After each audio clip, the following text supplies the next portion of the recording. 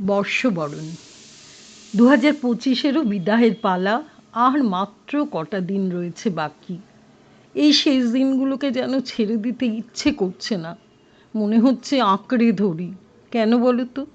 বয়সের সংখ্যা যখন ভারী হচ্ছে, প্রত্যেকটা দিনেরও দাম বেড়ে যাচ্ছে।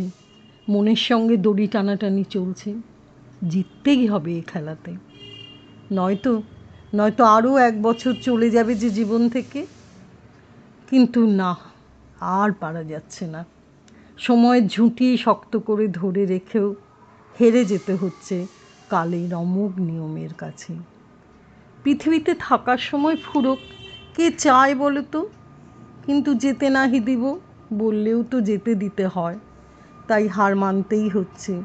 চলে আসছে নতুন বছর 2026, নিয়ে আসবে কত খবর। ভালো মন্দের মধ্যে থাকবো আমরা, ভেসে নিয়ে যাবে আমাদের প্রতিদিন, প্রতি মাস। তারপর আবার আবার আবার আসবে আরেকটা বছর।